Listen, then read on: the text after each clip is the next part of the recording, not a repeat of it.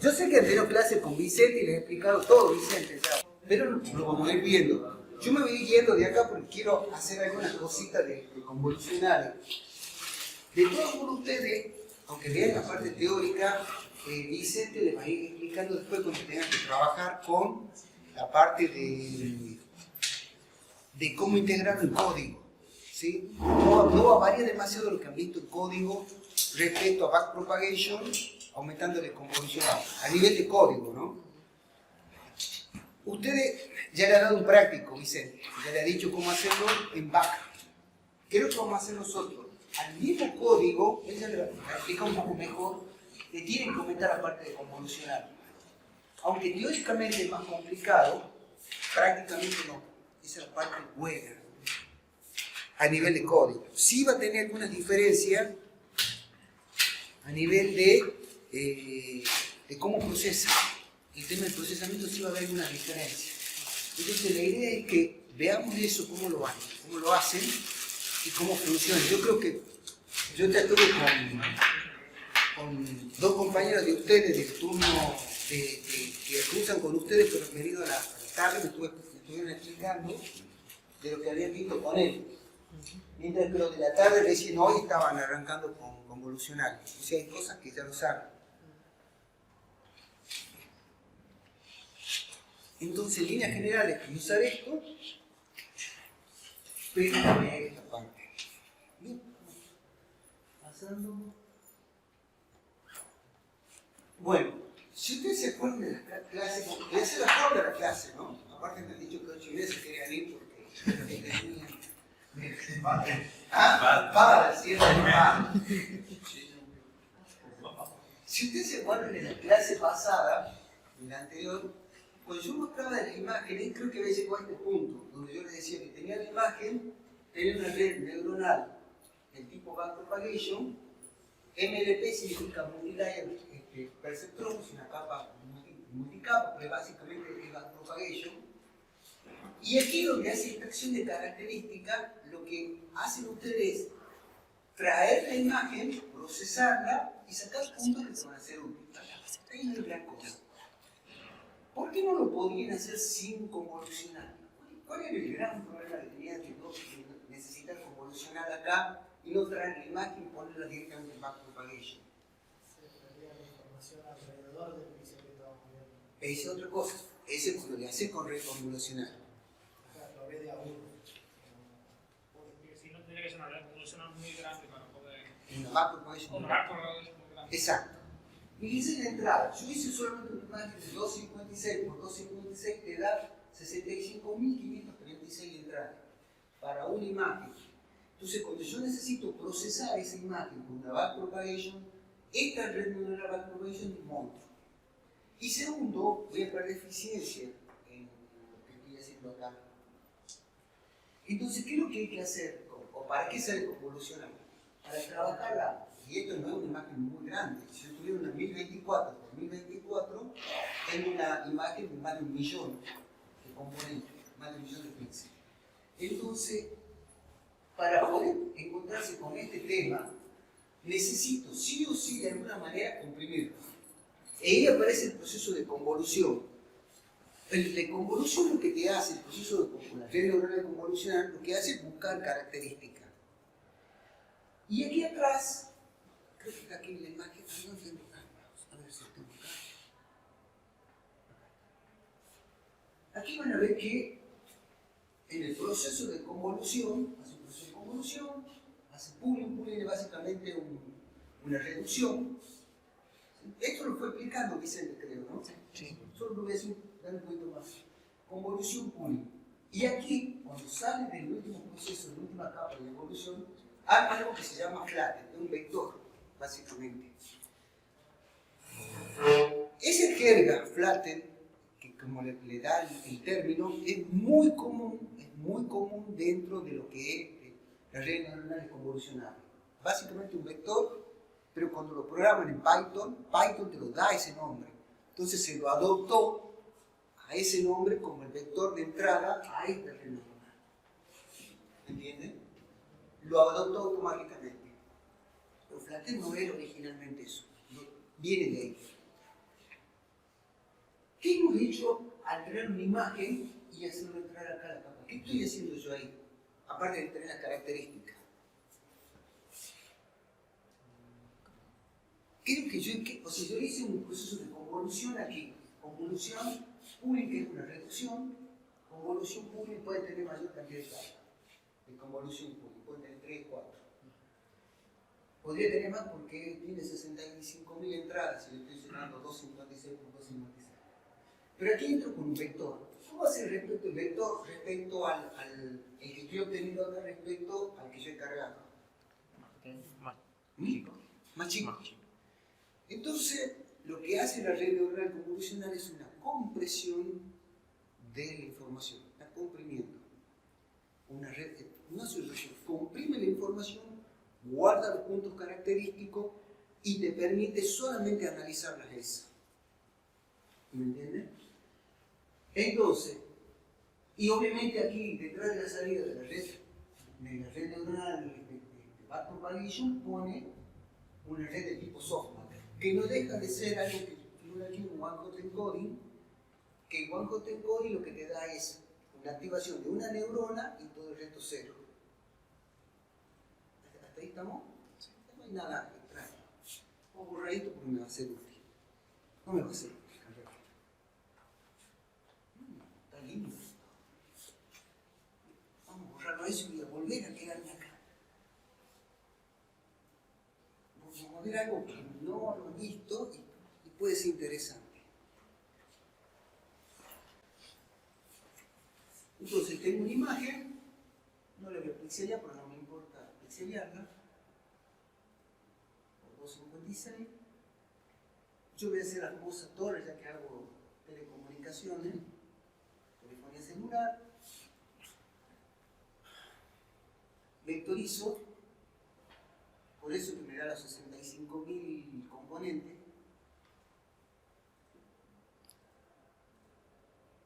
65.000, ¿cuánto es que daba? ¿Alguien se acuerda? 540 y algo. 540. Y de aquí hago entrar al modelo convolucional. Perdón, no lo voy a hacer acá. Voy a hacer entrar backpropagation. Y ya van a ver que el concepto lo puedo llevar a otra etapa que no tiene nada que ver con imágenes. Y aquí sí vamos a hacer una vuelta de rosca sobre la clase que han visto con Vicente y nos vamos a salir de la parte de convolucionar. Vamos a ver otro tema que sí se puede hacer con esto. Y eso está muy bueno. Y responde a otra actividad que no tiene que ver con reconocimiento de imagen, que es procesamiento del lenguaje natural. Cómo se procesa la información de redes como GPT-3 o redes como por ejemplo Lambda o redes como Buda o China. ¿Me entiendes? Cambia la visión. Y primero tengo que ir a mi vieja red backpropagation. Muy simplecita.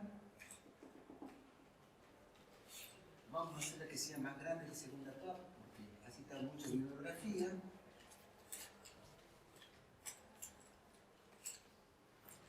Y va a responder algo que ustedes usan de forma constante. Esto que voy a explicar ahora lo usan, y lo usan siempre. Esto está en la conectividad, ¿no? Por supuesto. Tercera capa. Lo usa, por ejemplo, Gmail. A esto, lo que estoy por explicar ahora.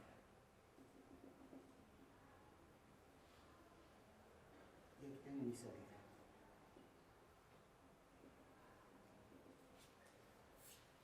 Yo proceso una imagen, ya saben que el valor es extremadamente grande, lo hago entrar a un modelo convolucional, hago un proceso de compresión, que eso se llama embedding. ¿La escucharon? ¿Le nombró eso Vicente? No. El proceso se llama embedding. Y ese proceso de embedding, o de compresión, ahora no lo voy a hacer, lo hago entrar a backpropagation. Este vector, ¿qué es lo que tiene este vector? ¿Cuáles son los componentes? Tengo 65.540 componentes, pero ¿qué es lo que le está entrando a la red neuronal? Un vector. Un vector. ¿Cómo es el vector? Número. Número. Entonces, ¿qué es lo que hace la red neuronal? ¿Procesa qué? Números. O sea, la red neuronal procesa solamente números. Entonces, la pregunta sería, ¿cómo procesa la red neuronal palabras? ¿Cómo piensa usted que puede procesar una red neuronal palabras? Un carácter que puede representarse con el ASCII. Sí, señor, exactamente. Entonces ya sabemos que el ASCII no deja de ser un vector de tipo one-hot encoding, de tipo 1 y 0. Entonces, si yo puedo alimentar con diferentes códigos ASCII esta red neuronal, la red neuronal me puede traducir letras, en principio, o palabras completas y va a cargar todo el código. ¿Quién lo hace en forma contable y ustedes lo usan? Lo hace siempre. Siempre lo hacen. Siempre. ¿Ah? Corrector. ¿Qué más hace? ¿Qué más usa? Google, de hecho, utiliza como procesamiento de lenguaje natural, utilizando estos mismos conceptos. De otra forma, pero lo usan lo mismo. Tu correo electrónico, cuando usted le pone mu, pone la cita y aparece muchas gracias. WhatsApp. ¿No? WhatsApp. Word. Predictor. Es un predictor. ¿Y cómo trabaja el predictor? Con procesamiento de lenguaje natural. Entonces, si yo las palabras las puedo traducir o puedo hacer que sean alimentadas una red neuronal y que básicamente para la red neuronal no le importa si es una imagen, no le importa si es una palabra, siempre y cuando esto sea número, prácticamente yo ya sé que una red neuronal de estos modelos funciona perfectamente bien para todo lo que es el procesamiento del lenguaje natural. Entonces fíjense, hemos empezado viendo convolucional y de golpe lo estoy llevando a otra área que es procesamiento del lenguaje natural. ¿Pero por qué? Porque mi estructura de mi background propagation no me ha cambiado. Me cambia la forma en que ingreso los datos, me cambia la estructura que lo proceso. Aquí el background propagation no cambia, pero le agrego otros módulos más, y estos módulos que se van agregando de esta forma se llaman una red neuronal regenerativa. Esta red neuronal te permite generar lenguaje. Y otra forma que se puede hacer, aparte del código ASCII, es armar un vector de 1 y 0, donde si tengo, fíjense, 65.540 componentes, podríamos nosotros tranquilamente pensar, si trabajo en procesamiento de lenguaje natural, que aquí puedo tener 65.540 palabras. Entonces, si yo utilizo este código y aquí pongo 0 y 1, donde cada digamos, valor sea una palabra, yo puedo tener diferentes vectores que pueden estar combinándose en diferentes tipos de palabras. ¿Pero vuelvo a explicar eso o no? ¿Lo han entendido? Sí. Entonces yo podría alimentar, volvemos a trabajar a esto, una red neuronal con diferentes tipos de vectores donde están todas las palabras. Entonces ella se entrena que cuando venga una palabra, por ejemplo, hola, automáticamente en el tiempo T más 1 va a decir cómo está o algún otro término, porque ha sido preentrenada así. Entonces estamos entrenando redes, digamos, neuronales que me predicen procesamiento del lenguaje natural. Como el Chaco. ¿Ah? Como el Chaco, como hecho. El Chaco es diferente. Aquí yo estoy procesando lenguaje. Porque, ¿cuál es la diferencia? Cuando yo uso, por ejemplo, GPT-3, ¿me entendés? GPT-3, por ejemplo, te permite trabajar y hacerte toda una traducción, por ejemplo, decir, quiero que me escribas un poema chino. Pero justo GPT no es como dos redes neurales o más redes neurales trabajando en conjunto. Una que le genera el lenguaje y la otra le dice si no está bien. Es una red generativas antagónicas. Ese se utiliza para hacer otro procesamiento. No, GPT-3 trabaja con un concepto que se llama transformer. Los transformers son redes regenerativas que están combinadas entre sí, entonces todo el procesamiento de palabras se hace de una sola vuelta. Y se hace un solo paso, mientras que aquí yo hago el entrenamiento paso por paso. ¿Sí? En realidad hay redes regenerativas recurrentes. Ahora me sale. Redes neuronales recurrentes, perdón. Y redes regenerativas antagónicas se utilizan para lo que es trabajar, por ejemplo, con RedFace. Face. Vieron que es el que le permite hacer cambiar el rostro, todo eso. Trabaja con redes regenerativas antagónicas, o GAN, como se llama. Y las redes recurrentes se usan para procesamiento de lenguaje natural. Entonces, fíjense que yo puedo hacer procesamiento, pero mi estructura de que yo me quería quedar es que no me cambia mi vieja estructura como visto en Backpropagation. No ha cambiado. Sigo usándola de otra manera, con otros componentes, pero conceptualmente lo que hemos estudiado hasta ahora se sigue usando. Ahora, cuando proceso imagen, sí, le veo el módulo convolucional, todo lo que va aquí. Que básicamente lo que hace es traer información importante y puntos característicos para que lo pueda procesar. Les quería mostrar esto porque no lo explicamos, no lo enseñamos en inteligencia, es otra red neuronal, es otro procesamiento. Y la pregunta sería, ¿y cómo trabajan los sistemas de lenguaje de procesamiento, los NLP, los Natural Language Processing? ¿Cómo trabajan? Bueno, trabajan con redes de este tipo recurrente. Que la versión Transformer... Copilot trabaja así. Copilot trabaja así. Sí, señor. Mira, no se me había pasado. ¿Saben lo que es Copilot, no? Sí.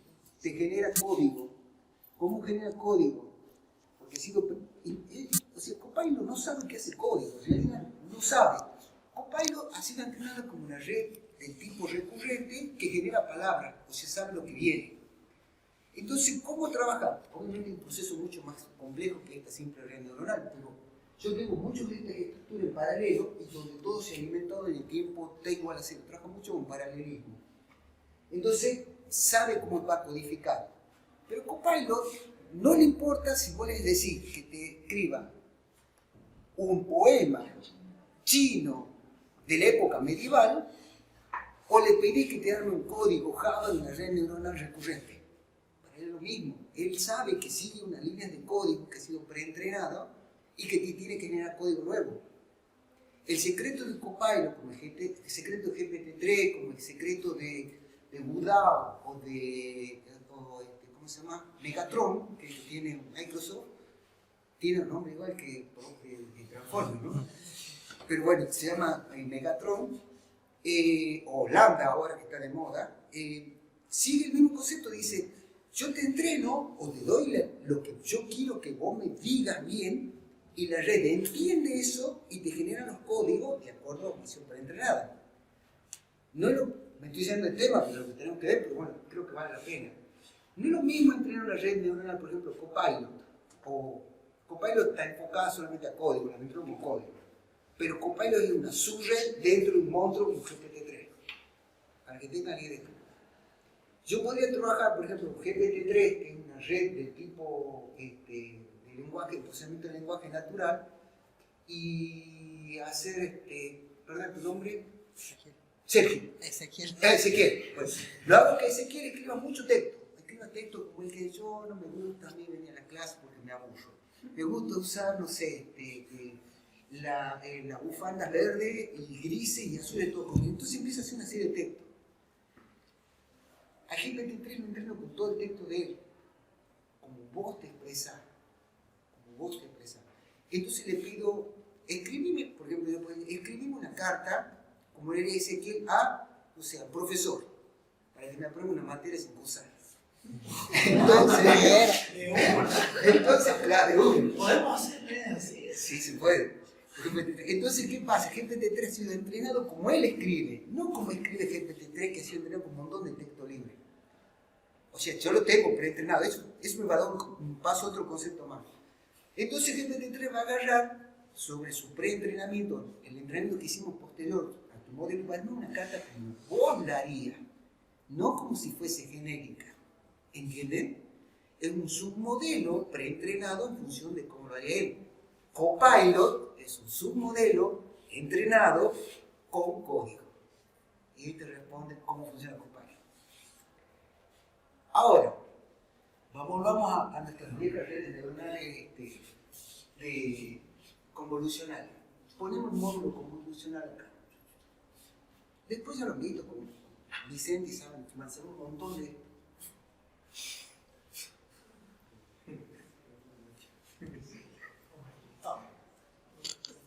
Sí, van a ser buenas. Aparte, gracias a Dios, el programa es súper fácil. Gracias a Dios, ¿no? Pues si había que programar así de esto, se puede garantizar que va a transpirar muchas horas. Yo tengo una red neuronal convolucional y la entreno, por ejemplo, con este dataset, CIFAR 10 o CIFAR 100. Este es un dataset. ¿Sabe que me iba a gustar algo que no sea tan teórico? CIFAR 10 tiene imágenes, perro, gato, pollo, cualquier cosa. ¿Sí? Pero son de cosas. Le entreno a esta red neuronal convolucional. No podemos sacar este factor para ello, pero la entreno. Ojo, que estoy entrenando una red que no tiene telecomunicación. No he visto una torre ni broma, ¿eh? No he visto router, no he visto nada. Ahora, conceptualmente hablando, ¿qué les parece? Es más fácil utilizar una red del tipo CIFAR, que ha sido entrenada con CIFAR 10-100, para reconocer imágenes, por ejemplo, de telecomunicaciones, o utilizo una red totalmente de cero para recorrer una de telecomunicaciones. O sea, una arrancamos de cero y esta ya está preentrenada con CIFAR 10. ¿Qué es lo que pasaría? ¿Cuál de las dos era mejor? Está preentrenada. ¿Por qué? Porque sí. ¿Qué me te dice tu buen sentido? Siempre es más fácil usar lo que ya está hecho antes de hacerlo de nuevo. Bastante incoherente. Si yo inicio una red desde cero, todos los parámetros van a ser aleatorios, entonces tengo que remar en dulce de leche hasta que se ajuste. Tal vez en esta no necesito entrenar todo, solo la última capa, las últimas dos. Entonces, Exactamente. Bueno, eso que es tan, diría, intuitivo, eso se llama transfer learning, o sea, transferencia de aprendizaje. Es un concepto que está muy de moda en los últimos años, 21 ahora. Cuando dijeron, bueno, pero espera, si yo tengo que entrenar una red, por ejemplo, convolucional para que haga reconocimiento facial, ¿qué? ¿La tomo de cero o tomo una preentrenada y hago un proceso de entrenamiento posterior? Veamos cuál es la comparación en tiempo de procesamiento de entrenamiento. Entonces vieron que tomar una y ya preentrenar, por ejemplo, CIFAR 10 lo tomaba, por ejemplo, podría utilizar otra. Y a la misma le pongo un dataset nuevo, por ejemplo, telecomunicaciones, el proceso de aprendizaje es muchísimo más rápido. ¿Cuánto? Muchísimo. No sé, habría que probarlo. Depende de la máquina, depende de cómo la hayas configurado, dónde la esté haciendo correr. Hay otros factores, pero que es más rápido y más rápido. El ejemplo, yo no se lo voy a dar a Vicente, se lo va a tirar a ustedes, decirle, Vicente, pasale el dataset CIFAR 10 y que haga la prueba con otro dataset y vean el tiempo de procesamiento. Uno que ya tome la red neuronal y la reentrene con un nuevo dataset y otro que tome una red de cero y la pongan en prueba y vean cuál es el proceso de evolución usando, por ejemplo, el Google Colab. ¿Entienden? ¿Está? Entonces, podría, y sería lindo para ver si realmente yo me equivoco. Me he equivocado, no sé nada. No, pero lo real es que si ustedes hacen el siguiente ejemplo, tomen un dataset, CIFAR 10, que es chiquitito, pero mucho más chico que este. Entrenen la red neuronal. Bueno, ahora borren la línea de código y ahora que traigan el CIFAR 100, que tiene otros campos más, y pónganla a andar. Viene el proceso y después borren de nuevo donde te aparece el dataset en la línea de código de Google Colab y ven cuánto sale ponerlo, por ejemplo, con CIFAR 100 directamente. Y hagan la comparación de tiempo de aprendizaje. Pero tenemos que guardar el modelo. Y por supuesto hay una opción de guardar que tiene Google Colab. Ah, tiene una opción de guardar. Sí, por supuesto. Vos lo guardás, es más, lo compilé y lo guardás como un archivo ejecutable. Nuevo. Sí, sí tiene esa opción. Eso, por eso me ocurrió decirle, creo a ustedes, que vos, cuando lo compilás y lo guardás en este pequeño ejecutable, creo que compilado seguro. No me acuerdo si un ejecutable o te genera un API, no me acuerdo bien, pero que estoy casi seguro un compilado, un ejecutable, es muy chiquitito. No me acuerdo lo que habíamos probado nosotros. Te daba, no superaba los 100K, re chiquitito. Entonces, como es tan chiquitito el programa, el compilado de una convolucional, utilizando por ejemplo Python, toda esta plataforma, Eso te dice, yo puedo cargar un sistema operativo que esté corriendo en una cámara, o le bajo el sistema dentro del... Le bajo, perdón, la red neuronal dentro de un iOS, de una cámara de seguridad, y tengo una red neuronal inteligente, genero cámaras inteligentes. Es muy tontito la forma que lo hacen, pero genial a la vez. Entonces, por eso es que vos podés tener cámaras de bajo costo, no estoy yendo también el tema, pero que funcionen con inteligencia artificial. Esa es la respuesta. Eso lo hicimos nosotros hace un par de años atrás. Lo hicimos no con Vicente, con Diego lo hicimos, probamos eso. Nos daban unos archivitos súper chiquitos, pero ya entrenados, ¿no? O sea, ya le entrenábamos a la red, hacíamos todo el proceso, la dejábamos lista, quitábamos el proceso de entrenamiento, la guardábamos y una cosa estaba en 64K, un número así bien chiquito. Bien. Entonces hemos visto algo que... Bien, algo que quiero mostrarles, antes de entrar a esto, vamos a decir, espera que complicado. Sí. Una pregunta, no sé si yo aclaro. ¿Cuál es la diferencia entre un tensor y un vector? ¿O es lo mismo? Es lo mismo, solo que uno trabaja en un espacio multidimensional y un vector lo estás trabajando solamente en un espacio tridimensional. Tensor, básicamente, vuelvo al tema, tensor lo que busca es que haya lo que se llama una distancia euclidiana similar entre los diferentes tipos de vectores que forman un gran espacio.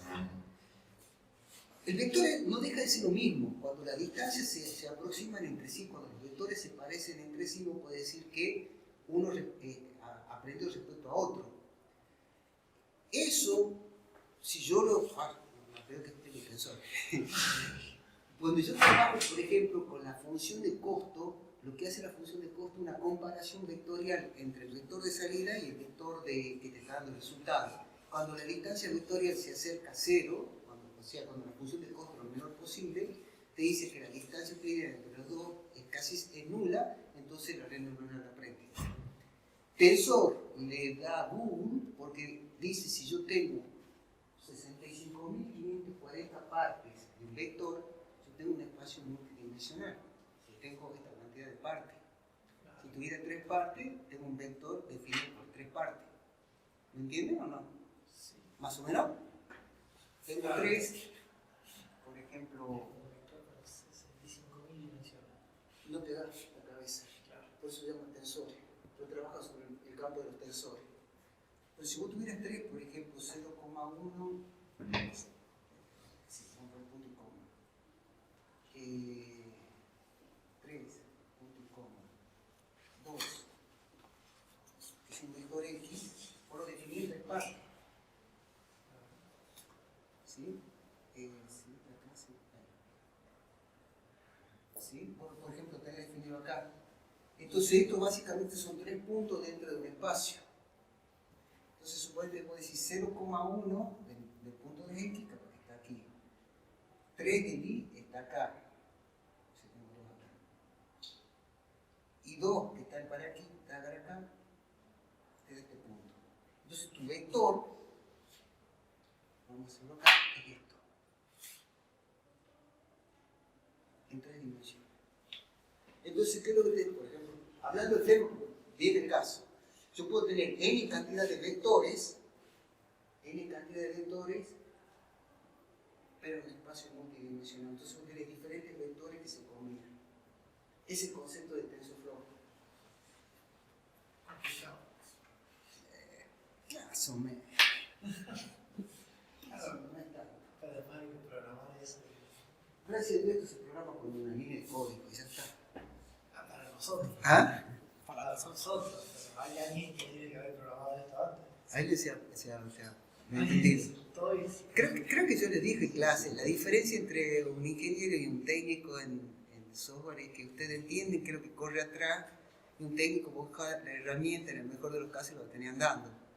La visión desde afuera decía hace lo mismo, no necesitas comerte 5 o 6 años en la universidad si vos podés capaz que ir a Rolling Code y tener 1 año y medio programando. ¿Ah? ¿O no?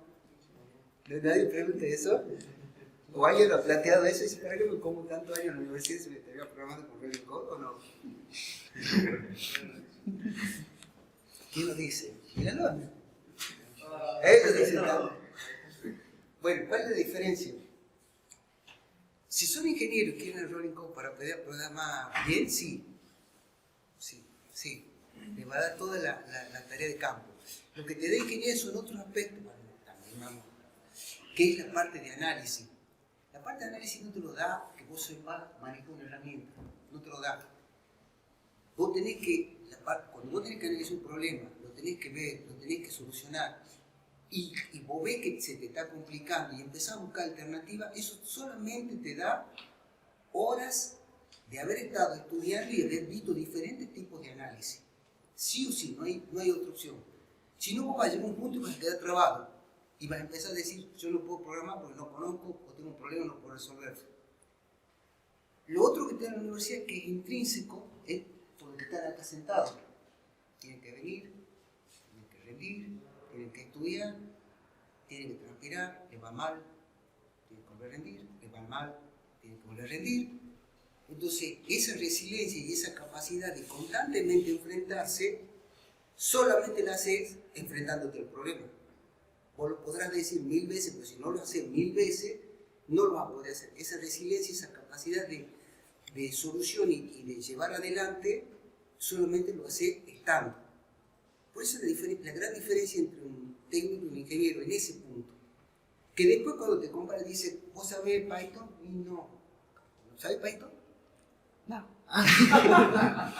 ¿Qué sabe Python? Y cuando tomó el Rolling Code, yo tuve un curso de 2 meses de Python y te dan así, más si estás trabajando y te mandan a decir, vos tenés 5 años de facultad, no sabés nada. ¿Entendés? Entonces, pero no, te está cambiando dentro de tu espacio multidimensional la visión.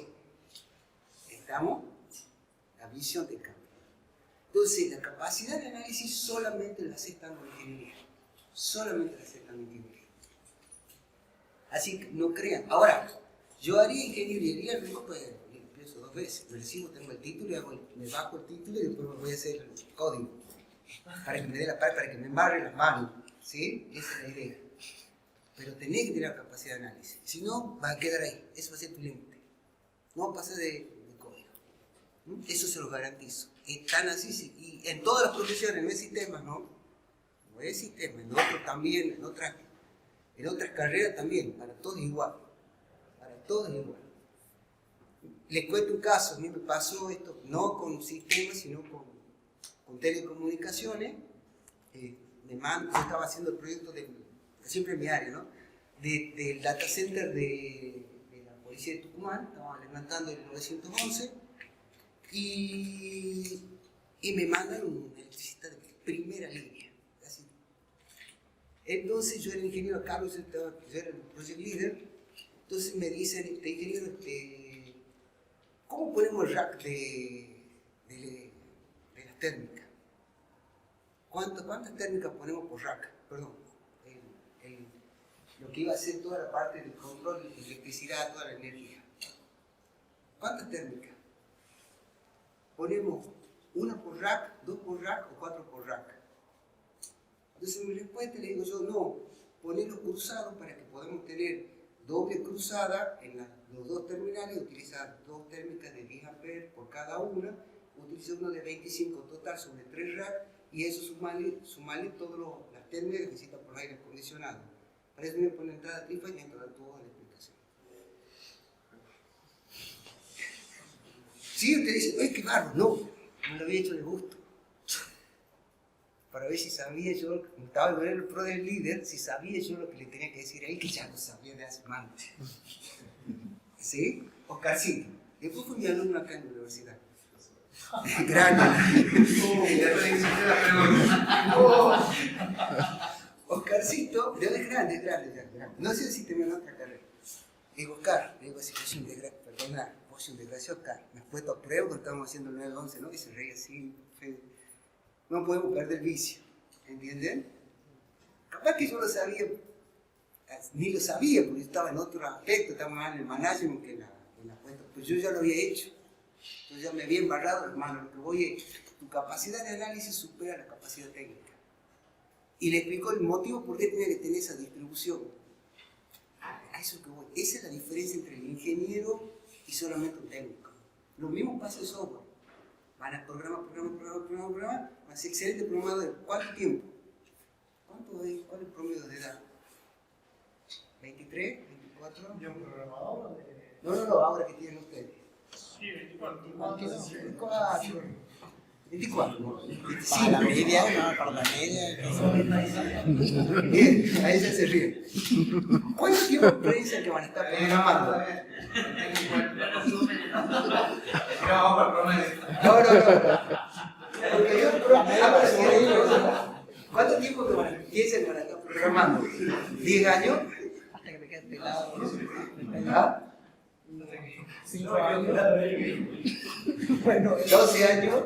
Sí, más o menos. 15. No, La mayoría que regresan a la facultad que mucho conozco, Decirlo. no han programado mucho tiempo porque fueron creciendo en categoría y hoy por hoy son gerentes, son analistas de datos, entonces ya, ellos ya no programan, sino ellos ya hacen análisis y gerenciamiento, que es totalmente distinto. ¿Y qué necesita para eso? Ingeniería. Esa es la respuesta. Mejor que el que está dando cuenta no la puedo dar. Pero no es divertido. Es divertido tiempo y no la va a perder como vicio. Pero no puede estar todo el día programando más cuando llega una edad de decir, no, espera. Yo me quedo pelado. No está bueno. No. Si jugás con la programación, Bueno, por supuesto, eso es inevitable. no lo vas a sacar de eso. Que van a seguir experimentando con código, van a seguir experimentar la programación la dejan ya para otra edad. Exacto. Ahí es donde salta el tema que tenés que tener título.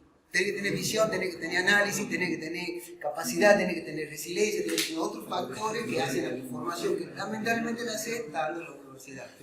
Contándote, aguantando un profesor malo, aguantando otro bueno, ¿qué haces? Esa es la respuesta. En quinto hay menos profesores malos. Gracias a Dios. Gracias a Dios. Sigamos. No, sí, no. Creo que he explicado esto, Vicente. Vamos a ver. ¿Esto sí le explicó por qué están todas las capitas así o no? Sí. Gracias, Dios, Vicente, me sacó todo el trabajo de decir. No, profe, explique. Más o menos, un solo canal. El RGB ya sabemos que es por 3. Ya saben el que es, o sea, que lo que trabaja solamente con... La necesito, visión de perro. No dice nada. El RGB solamente un cálculo que te cambia al principio y de ahí todo es igual. O sea, no tiene mucho más, ya saben el RGB, se terminó. Yo tenía un profesor que estaba haciendo mi maestría que venía de Estados Unidos. El tipo hablaba en medio de inglés, castellano, un castellano pésimo, pero hablaba. No, bueno.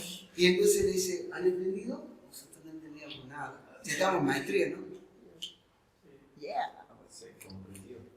Lea, me decía así. Eso es todo. Hasta si no le prenda la explicación. ¿Ah? ¿Qué las así que las No, qué feo ser usted. Sí. Bueno, entonces vamos a tomar el ejemplito. Él habló del padding. Sí. ¿Sabe lo que es padding? No me acuerdo. ¿No se acuerdan? Fue ayer. Llenar de cero o datos rezados. ¿Para qué lo hacía? ¿Se acuerdan para qué lo hacía? Porque es real que ponerlo en medio, no se lo puedo decir. Como que no pueden que la más.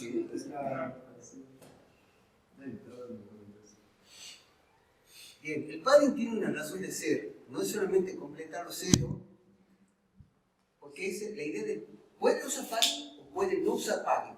Eso es totalmente sí, va a depender del tipo de imagen que estén procesando, no va a depender tanto de la solución que quieran dar. Padding, que es completar todos con cero, yo voy a hacer un dibujo feísimo, pero no importa. Y ya has visto lo que son los filtros, cómo funcionan los kernels. Si yo tengo un dibujo, que empieza, por ejemplo, vamos a tomar torre de telecomunicación, ¿no? Y vamos a trabajar siempre con el color negro, porque estoy haciendo estoy trabajando con dos, ¿cómo se llama? Monocromáticos. ¿Cómo se llama?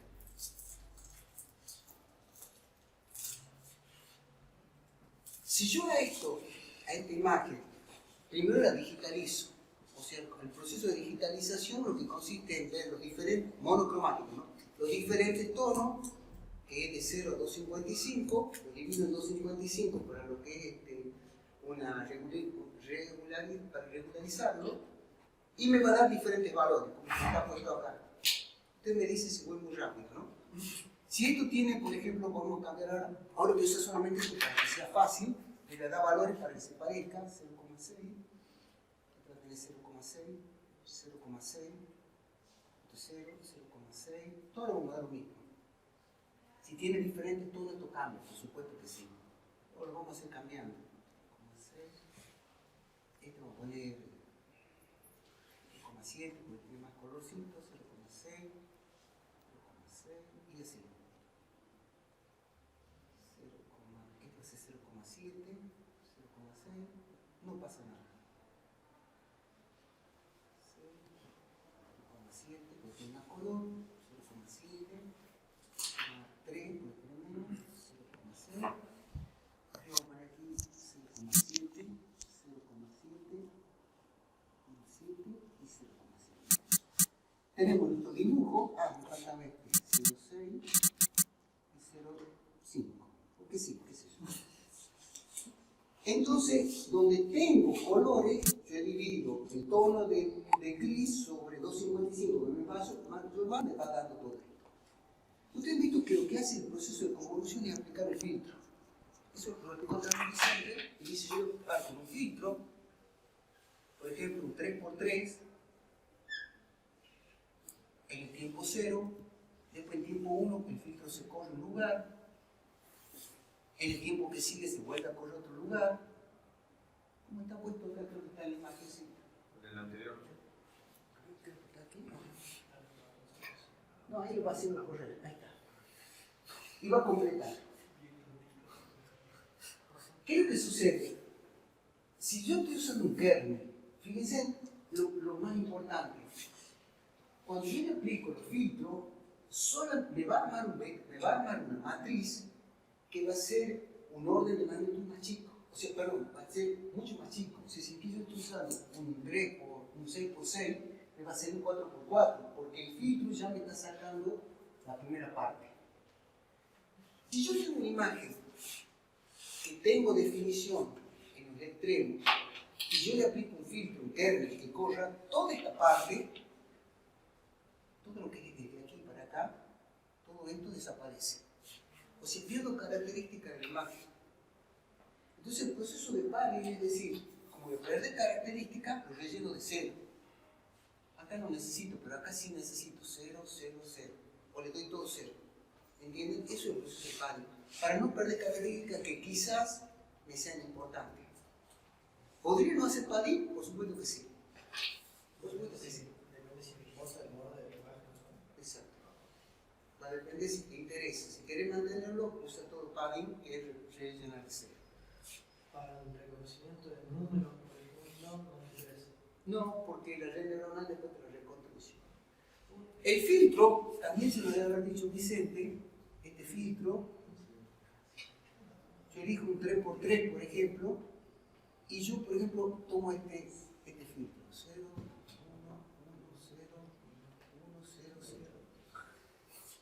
Este es un filtro kernel que lo puedo ir pasando acá, como está mostrando en la imagen, y va a buscar características que sean extremas, no le va a interesar lo que tiene en medio. Si yo trabajara con un filtro que fuese de este tipo,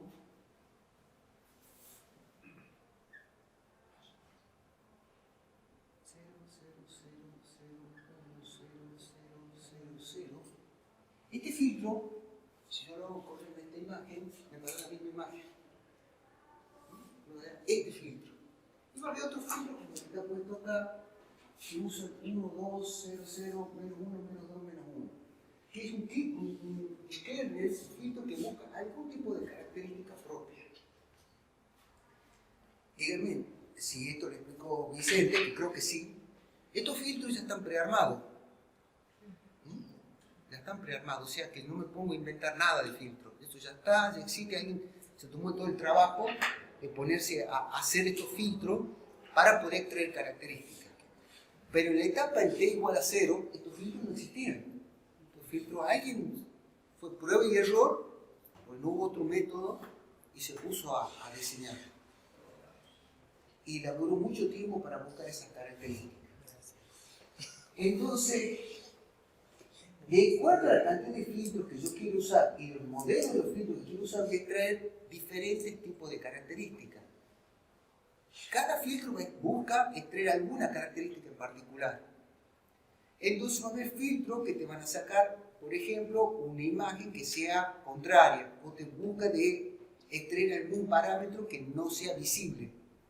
¿Me entienden eso del parte de los filtros? Sí. Bien. Perdón, ¿cuál es tu nombre? Sí, Mariano. Bien. Nosotros, ¿cómo miramos? Y eso tiene que ver con el kernel que estamos haciendo acá. Lo miramos a él, lo reconocemos a él. ¿Tenemos el hijo? ¿Tenemos el hijo? No. La falta sí. Ah, la falta. Ahí. Ahora, Mariano, mira a eso.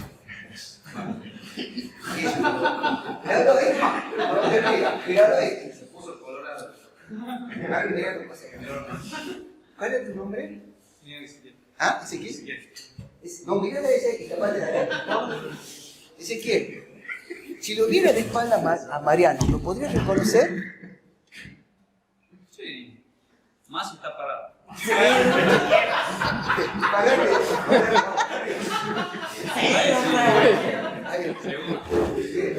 Llega el proyector, ¿Por qué no reconoces a él? Independientemente que vos ya lo conocés, ¿por qué no podés reconocer que es Mariano? ¿Qué le ve? ¿Cómo se ve que cara ese mamá? o sea, claro, Por características. ¿Qué características tiene? Altura. 2 metros. Bueno, pero un montón de gente de 2 metros. Sí, pelo. Puede ser. Pelo. No, nada. Pelo y altura. la forma de caminar. No estás viendo características del reloj, del pómulo, de oreja, el tipo de pelo. Vos lo ves después y decís, ah, es Mariano. Si se tapa el barbijo, ¿cuál es tu nombre? César. César. César tiene barbijo y todos lo reconocemos. César es César, no hay vuelta de hoja. Pero ¿por qué si tiene tapada la boca? ¿Por qué no puedo reconocer a él si tiene la boca tapada? Por todo el resto. Exacto, pero que el resto son los ojos y el pelo. No sé, Ni fisionomía. siquiera físico, está sentado. Pero no lo equivoca que César es César. Bueno, Porque dice, ustedes han visto que cuando ven, por ejemplo, a una persona y dice, ah, se parece a la madre. Mira, pareciera que a la madre, sí. O al revés. Dice, esa es hija de... Si la ven a mi hija, va a decir, ah, es idéntica, profe. Dice, es un clon. Entonces, ¿por qué no podés hacer eso? Porque vos, cuando mirás, está bien, vos sacas un entorno, pero tu imagen lo que hace es este procesamiento, guarda puntos característicos. Entonces, cuando vos ves, reconstruye tu imagen, tu vista reconstruye esos puntos automáticamente. Entonces, eso te hace decir, ah, se parece a tal, o tiene los ojos como, no sé, estos dos se parecen, ¿me entienden? No te vas a equivocar, no te vas a equivocar. Ahora, ¿qué es lo que sucede? Hoy pasa también esto. Vos conocés a una persona con barbijo, y habla con barbijo, la conoces 10.000 veces con barbijo y no se saca el barbijo nunca. ¿Se saca el barbijo y no lo conocés? No. Podría ser. Pero no tiene que ver. ¿Qué es lo que pasó? ¿Qué es lo que pasó? ¿Por qué no lo conocés? ¿Ah? ¿Ah? ¿Y qué es lo que ha pasado? No tengo la información del resto de su cara, es una mancha negra, digamos. Sí, señor. No tiene información del resto de su cara. ¿Qué ha pasado? No has guardado los puntos característicos del resto de tu rostro. Entonces, sacarse su... ¿Qué es lo que vos has hecho? Yo lo conozco a César, le veo el barbijo, le veo el barbijo, mil veces el barbijo. Y yo guardo en mi memoria esa estructura con el tipo de vista, con el pelo, con todo. Se lo saca el barbijo y dice, ah, así había sido César. Entonces, ¿qué es lo que ha pasado? Vos no has guardado esos puntos característicos porque no lo has visto. Es como si yo hubiera borrado parte de la red neuronal, yo hubiese hecho esto. A mí no me pasa con, por ejemplo, la vez esa que, no sé si he visto los videos de los bebés cuando los padres se afeitan y después el bebé como que no lo reconoce. Es lo mismo, lo conocen toda la vida con barba y después nada se afeitan y Exacto, los no, chicos no saben quién es. no saben quién es. El bebé está aprendiendo. Un trauma de por vida. Pero pasa esto, ustedes ven esto y dicen, no sé qué es eso. Bueno, pasa muchas veces. El tema es que, fíjense, los filtros, yo lo que voy yo apuntar a esto, los filtros que tengo que sacar de características. Cuando más filtros pongo, más características voy a ir sacando. Eso responde por qué la red neuronal convolucional, aparte de que hacemos correr un filtro y va sacando este producto, yo necesito agregarle tantos filtros. Puedo poner 16, 32, 64, de acuerdo a la calidad que quiera buscar yo de la imagen. Ahora vendrá una pregunta clave. Vamos a hacer acá. Si mi imagen, por ejemplo esta, que es tan simple, necesito ponerle 32 filtros a esa imagen, que tienen 6x6. No. Con uno ya, uno, dos. No, más necesitas más. Pero no menos de 6 filtros. Por eso yo tengo una imagen, por ejemplo, que habíamos pensado al principio, 256 por 256. Es una imagen que tiene definición. Y no pensemos menos de 32 filtros. Para sacar todas las características de todas las imágenes que voy a ir cargando. Entonces, lo que me hace el kernel, la voy haciendo correr, va haciendo un producto, creo que le explico eso, que es el producto de cada uno de ellos por componentes que la tienen. Eso lo explicó Vicente, ¿no? Sí. Y el primer valor que tiene arriba, el menos 1,2, le aplica ReLU, que es la función que se utiliza por Default. sí, por defecto y porque funciona extremadamente bien, y te arma un mapa de características dentro del primero. Pero yo aquí solamente termino convolución. Solamente convolucionado, o sea, armé un mapa de características, nada más. Entonces lo que aplicamos después que hacemos ese proceso de aplicar el kernel, sacar la sumatoria, aplicarle la función ReLU, es comprimirlo. Y ahí aparece el concepto que se llama pooling, que es reducción. Hay dos modelos de hacerlo, uno que es pooling, o sea que busca el mayor valor, y otro que es el promedio. ¿Los dos se usan? Sí. ¿Dónde está? Esto es RGB, después lo voy a RGB. Ahí está. Fíjense, hace un 4x4 y termina siendo un 2x2. Y aquí estoy usando pooling. Creo que esto lo he escrito yo, así que el tendría que estar bien. Esto es mías, estas cosas sí yo las he sacado y yo las he escrito. El gráfico no, pero eso sí. Entonces, está bien, ¿verdad? Sí, el gráfico funciona bien. Sí. Ah, bueno, entonces está bien eso. De ahí saltamos al final. Un valor máximo y un pooling que es el promedio del cluster. Entonces, yo hice un proceso, primero, de extraer características. Cada filtro me extrae una característica de la imagen, o algunas características de la imagen que quiero extraer. Me arman diferentes imágenes con características. Eso es lo que estoy haciendo convolución. Luego lo achico. Hago el proceso de convolución por cada una de las imágenes. Y genero, si estoy utilizando 16 filtros, 16 imágenes que necesito hacerle el mismo procesamiento. ¿Entiendes? Y ahora, en la etapa que sigue, en la segunda etapa de convolución, vamos a borrar esto acá y a aplicar convolución a esta. Voy a explicar con esto. Esto que estoy explicando hoy acá, que vamos rápido, a la tarde que van a terminar la nodo, olvídense, fue dibujar paso por paso. Me duró como 3 horas de clase. Yo no puedo sobrevivir la primera parte, así que eso está muy bueno. ¿Ah? Bendita sea la tecnología. No se nos olvida el HTML el próximo miércoles. Vamos a hacer acá. Esto se usa ahorita. Aquí hacemos pooling.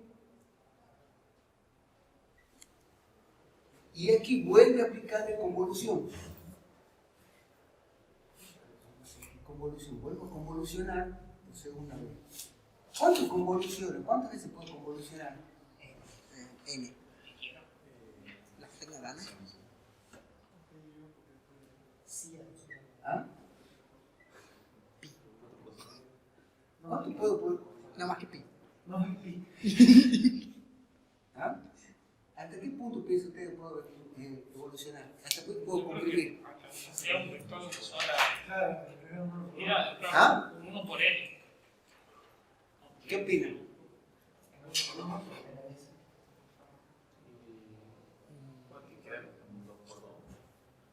¿Por qué?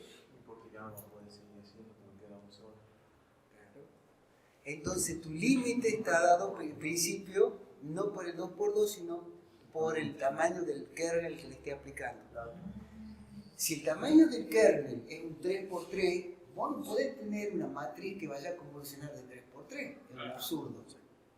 Entonces va a haber un punto, que es un límite dado solamente por el filtro. Capaz que un 6x6 va a andar bien y no se sirve más convolucionar.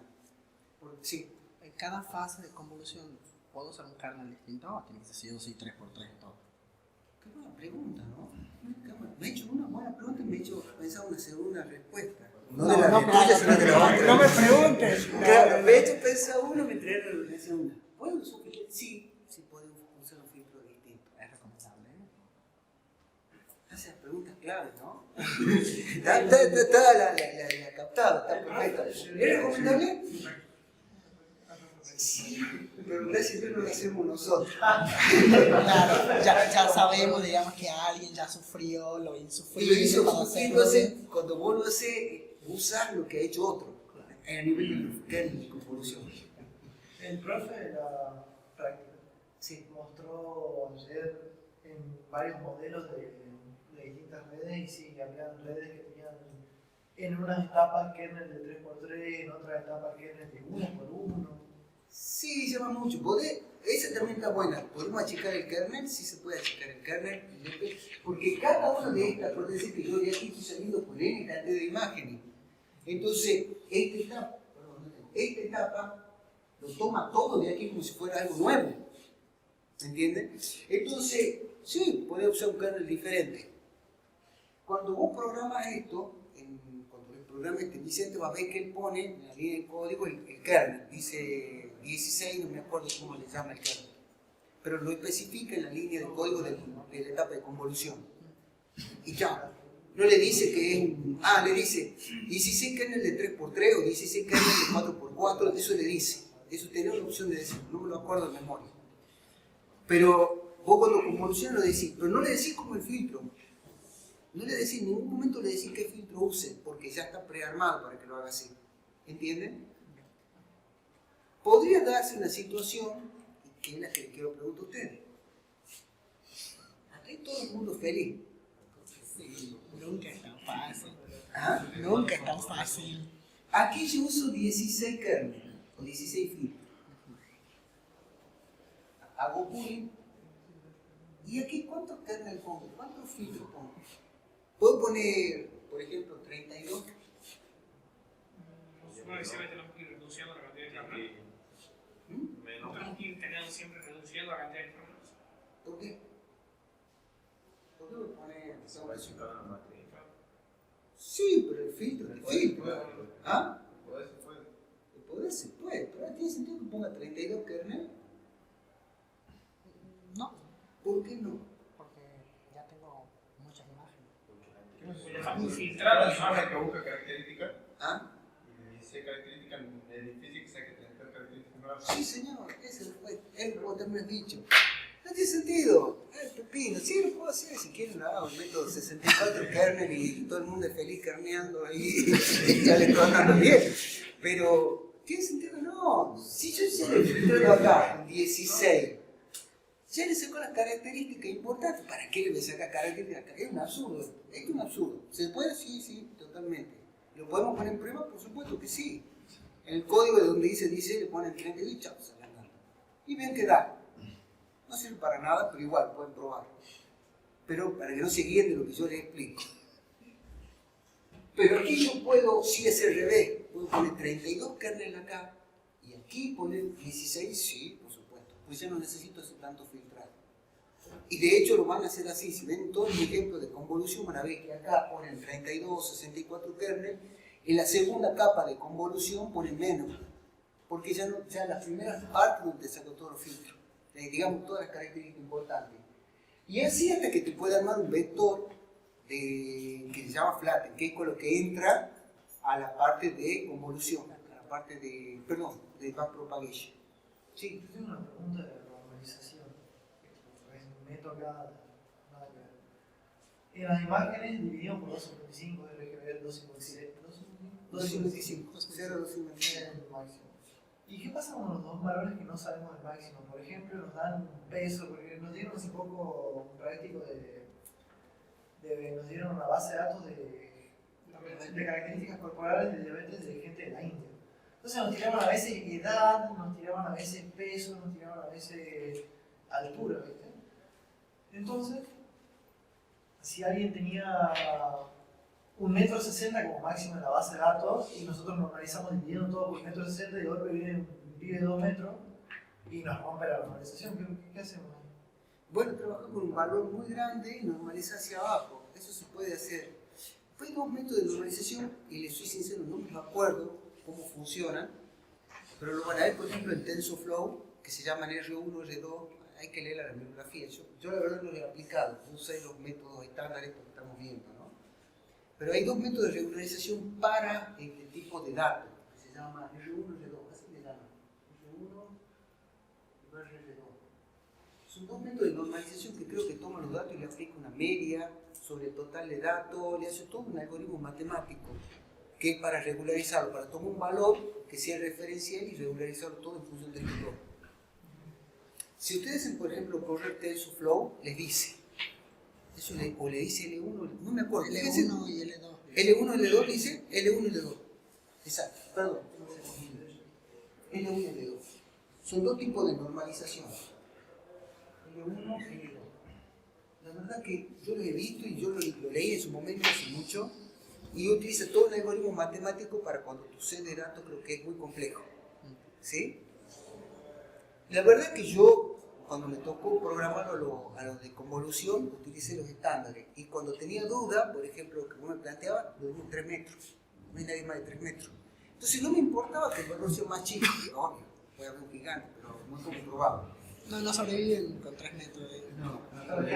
¿Meto ese valor de pre por medio del CCD o cómo le digo a la...? No, lo dividí en un valor que sea muy alto, entonces para dar todos siempre valores menores que uno. Con eso hay un problema en eso, pero es la forma más simple de regularizar. Yo hice una forma simple, dividí en 255, pero podría haber cualquier otro número. El problema es que va a tener un número muy chico. Entonces cuando yo aplique todo esto, siempre va a aprender, porque si yo estoy clasificando, si quiero usarlo por otra cosa no hay ningún problema. Pero para clasificarlo en la última etapa que va a propagation, no. Pero en este caso nosotros sabemos cómo es RGB que va hasta los 55. Lógico. Lo de la altura, por ejemplo, podríamos buscar las estadísticas de la India y ver cuál es la No, media. dividí en 3 y listo. Lo simplificás, es completamente pragmático. Chao. Se terminó que estadística, nada. Listo. Más fácil. Más fácil, lógico. ¿Y va a andar bien? Sí, sí va a andar bien. Peso, más de 500 kilos. Si nadie pesa 500 kilos. Entonces cualquier peso dividido en 500 siempre va a estar menor que 1. ¿Estamos? Ahora, ¿qué pasa si me equivoco y lo normalizo mal y me da valores mayores? ¿Qué pasa? ¿Qué pasa? Aquí yo tendría, fíjate, yo tendría valor, por ejemplo, 1,6, un valor grande. Si yo le aplico un kernel, estos kernels ya me lo he borrado yo. Yo trabajo con un kernel que sea 0 y 1. Acá lo tengo, no, si no me hace perder mi tiempo. Me hace perder mi tiempo. Bueno, vamos para atrás. Ahí. ¿Qué es lo que me dice kernel? ¿Qué es lo que me dice kernel? El kernel me dice que si yo logro correr el resultado de cada uno de ellos es una sumatoria del valor del kernel por los valores que haya tenido esta imagen. ¿Estamos? Si eso lo explico yo, aquí me dio valorcitos chiquitos, pero nada me impide en mi solución le quita un valor grande, un 2,5. Y no me va a cambiar la solución. No. Cuando los valores no son tan distintos. Ahora si yo tuviera esto, tuviera aquí, no sé, 160, bueno, ahí tengo un problema. Entonces, tu problema es eso, de normalización está malo, entonces tenés que ver. Pero si te equivocas en normalización, te dan en uno o dos valores sobre una base de 256 por 250, vida, eso no existe, ya pasó. Pues está monstruo, ahora cuando tenés, ¿qué es lo que pasa? Ahí entramos en otro mundo de la que es la inteligencia artificial, que es de cuánto se desvía el valor de la media. ¿Me entendés? Si es dos valores, una media de 65.000 es casi cero. Entonces no hay problema. Pero bueno, está buena la pregunta, la verdad que está muy buena. ¿Ah? ¿Alguien más? Sí. Bien, entonces tenemos la imagen de entrada. Vamos a hacer aquí bien el dibujito. En este caso 28 por 28, porque la imagen tiene 28 por 28, una imagen, lo que dice acá, le aplico los 32 carnes de 3x3, lo que he hecho ya. Obtengo, obviamente, si tengo 32, 32 mapas. ¿Me entienden? El feature de 28 por 28 por 1 porque mantiene el mismo tamaño. Porque si me quedo corto, le sumo padding a todo ello y me va a dar el mismo tamaño. Por eso me aparece ese dibujito así acá. Le aplico el map pooling, en este caso 2x2, 3x3, comprimo, un 2x2 me comprime la mitad, en realidad estoy dividiendo la mitad, y me va a salir 14 por 14, 32 salí de 14, 14 por 1. Y a estas 32 las tengo que procesar en la segunda parte de convolución. Las 32 las tengo. Si vuelvo a tener, creo que está aquí, esto lo hice yo, así que esto debería estar bien. Esto en teoría la imagen es maravillosa, debería estar bien, ya se subió. 14 por 32, le aplico 64 kernels, fíjense que aumentó, si de 3 por 3 por 32, le va a dar un feature, o sea, un nuevo mapa que va a tener el mismo tamaño, pero aumentado 64 por la cantidad de kernels. Así vas armando, o sea, vos sabés lo que sigue, porque quien te dice la cantidad de salidas es este. ¿Entiendes? Y a eso le vuelve a aplicar la pooling de 2x2 y te queda 7 por 7 por 64. Aquí yo no lo puedo comprimir más. ¿Por qué? Primero porque es 7 por 7. Si quisiera aplicar el kernel, ponerle que tuviese una idea, pongamos que da un número raro, 17. Pongamos que dé 17. Y yo quisiera volver a aplicar una etapa de convolución, no lo puedo. ¿Qué es lo que debería hacer para aplicar el convolución si es que se me ocurre aplicar el padding? ¿Y qué haría? ¿A qué número lleva? 18. Lo aumenta 0 a todo, lo convertí en 18 por 18 y lo procesé. ¿Entendés? ¿Se podría? No se usa, pero sí se puede. Hacer padding para compensar y seguir aplicando la convolución. En este me lo llevó al 7 por 7 por 64, olvídense, ya es demasiado chico el valor, no se usa. Por eso te quedan estos mapitas así pequeñitos, así como están, porque tiene 64. Y sobre eso lo normaliza en un vector. A eso lo normaliza en un vector. ¿Sí? Bueno, ahí le llama.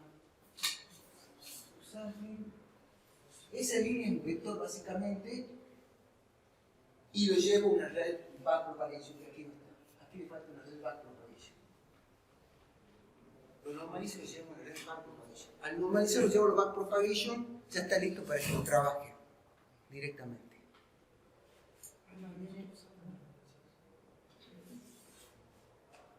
Bien, el esquema lo vieron ya con Vicente, ¿no? Sí. Solamente puede ser en la primera capa, hace todo. El resto ya lo trabaja como si estuviera. ¿Cómo estamos en tiempo? ¿Ya son las 8:30? Ya terminamos. Si yo no le aplicara backpropagation acá,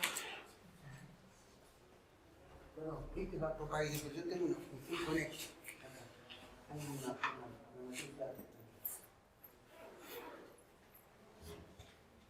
Este que sale acá es un vector.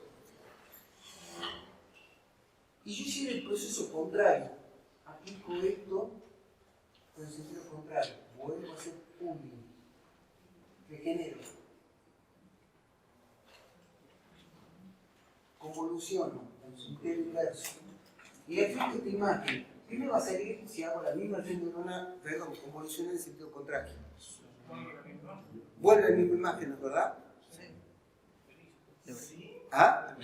Debería que vuelve la misma imagen. ¿Vuelve la misma imagen? Sí. Pero cuando decimos pooling, por ejemplo, si yo tenía 8, 9, 1 y 0. Y vuelve. Es solo con el 9. El 8, el 1 y el 0. ¿De dónde lo saco? Y lo va reconstruyendo en sentido contrario. Lo va a reconstruir con 0. No sale la misma. ¿Cómo se llama eso? Bien. Yo creo que hice. Yo tengo acá un vector que tiene los puntos característicos, toda esa historia que hemos visto hasta ahora. Y yo creo que le he explicado esto. Si yo le cambio una partecita, obviamente un vector de 300 partes, y cargué otra red neuronal convolucional aquí, que me tire un vectorcito chiquito acá, de una imagen que está entrando acá. Por ejemplo, la flor. ¿Se acuerdan que yo le he explicado esto? Creo que nosotros no. Creo que nosotros no. Eso no fue. Esta parte no. ¿Esto no lo he explicado a ustedes? Ah, bueno, esto debe haber sido la tarde. Yo hice correr otra red neuronal convolucional, tengo mi florcita y saco un vector de la salida chiquito, no va todavía va propagation. Pero esta porción, este tamaño, corresponde a esta porción que tengo acá.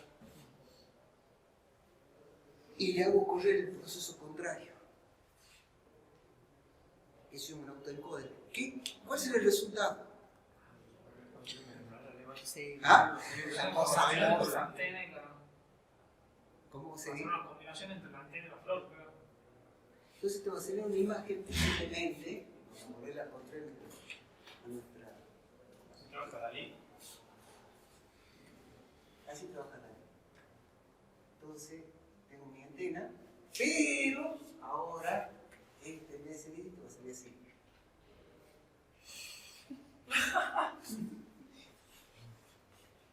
Porque esa porción corresponde a las antenas y yo la he reemplazado por acá. Eso es un autoencoder. ¿Sí? El IDE trabaja con algo que se llama redes regenerativas antagónicas, donde compara una imagen respecto a otra, van compitiendo entre sí, muy parecido a esto, muy parecido, hasta que una dice, no es una imagen trucha, perdón, una imagen apócrifa, trucha es la palabra un poco técnica, y se puede obtener una imagen completa. Yo al utilizar un autoencoder, lo que estoy haciendo es reemplazando una parte y cambio. Algo parecido que haría Dalí, algo parecido a lo que era Dalí, muy similar. Dalí, a diferencia, si no lo conocen, que te permite generar imágenes, lo que hace es te toma lo que vos querés decir y te genera una imagen, hace un procesamiento del lenguaje natural, lleva los datasets que tiene imágenes, es una combinación parecida a esta. Muy parecida, esto es mucho más simple lo que explicado, pero funciona y ahí está. Y esto está en una app que la pueden bajar de internet. Así es simple. Bueno, terminamos la clase de hoy. Nos queda una clase el próximo miércoles y no hay más. Yo ya no tengo más clases, van a quedar con práctica.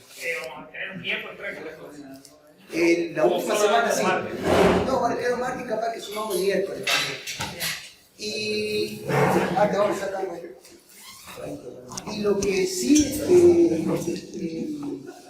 lo que va a quedar va a ser una clase que nos explica cómo hacer proyectos. ¿Sí?